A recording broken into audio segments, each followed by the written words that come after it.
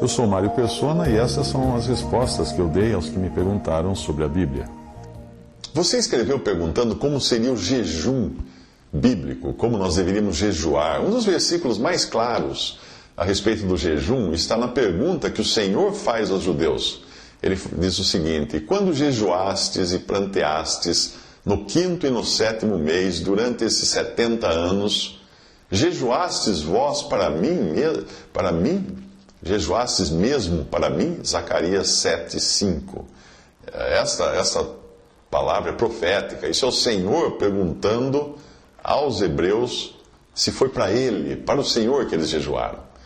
Eu creio que o jejum para o Senhor não é aquele em que nós deixamos de comer ou deixamos de fazer alguma coisa para termos mais comunhão com Ele, como se fosse a comunhão fosse um resultado desse jejum. Não, eu acho que é o contrário. Na minha opinião, é o contrário. Eu creio que é quando você tem tanta comunhão com Cristo, com Deus, que tudo mais, comer, beber, se divertir, qualquer coisa, passa para o segundo plano. Se você ler Isaías 58, você verá ali que o jejum verdadeiro é o despojar-se de si mesmo. Esse é o jejum verdadeiro. Em todo caso, o jejum verdadeiro é algo tão íntimo que se uma pessoa contasse a você como ela faz o jejum, já não seria um jejum sincero. Porque o próprio Senhor disse: tu, quando jejuares, unge a tua cabeça, lava o teu rosto, para não pareceres aos homens que jejuas, mas a teu Pai que está em oculto, e teu Pai que vem em oculto te recompensará. Mateus 6, 17 e 18. Portanto, desconfie da sinceridade daqueles que ficam proclamando aos 4 ventos que estão jejuando. Eu estou jejuando, eu estou em jejum, estou todo tempo sem comer. Desconfie desses, porque o verdadeiro jejum que o Senhor ensinou não é esse, não. É aquele que nós fazemos em oculto e não deixamos ninguém perceber que nós estamos jejuando para o Senhor, não para os homens. Deus, olha que interessante, Deus não instituiu um jejum na lei dada aos israelitas. Procure na Bíblia. Nunca Deus falou assim: vocês vão ter que jejuar assim, assim, assim. Não.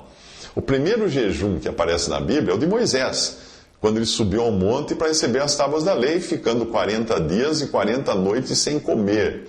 Mas eu não creio que tenha sido um mandamento que ele recebeu de não comer e nem beber nesses dias, nesses 40 dias sem comer, né, que fala na Bíblia. Êxodo 34, 28. Esteve ali com o Senhor 40 dias e 40 noites, não comeu pão, nem bebeu água, e escreveu nas tábuas as palavras da aliança, os 10 mandamentos.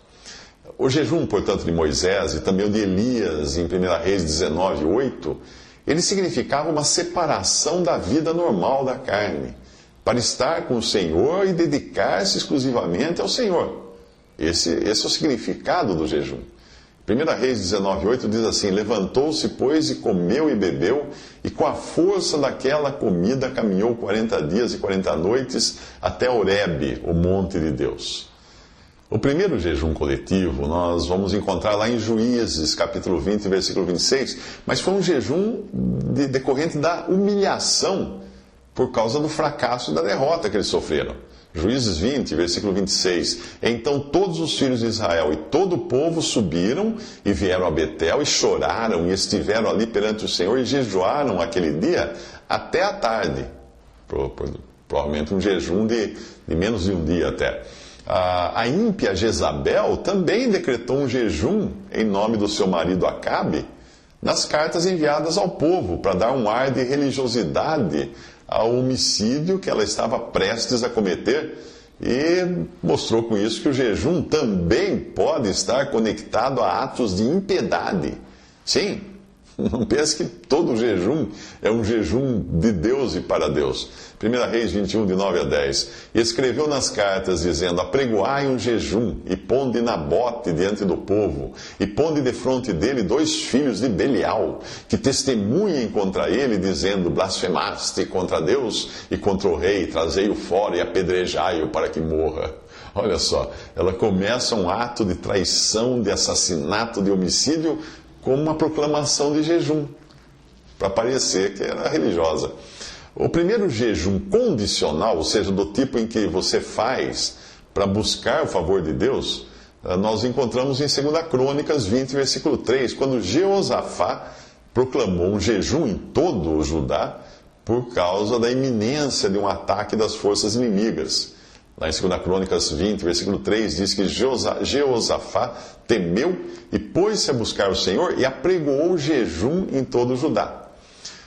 Bom, ao que tudo indica, apesar de não ter sido instituído na lei dada a Israel, o jejum era um costume entre o povo de Israel, e o próprio Senhor fala do jejum numa passagem em Marcos 9, 29.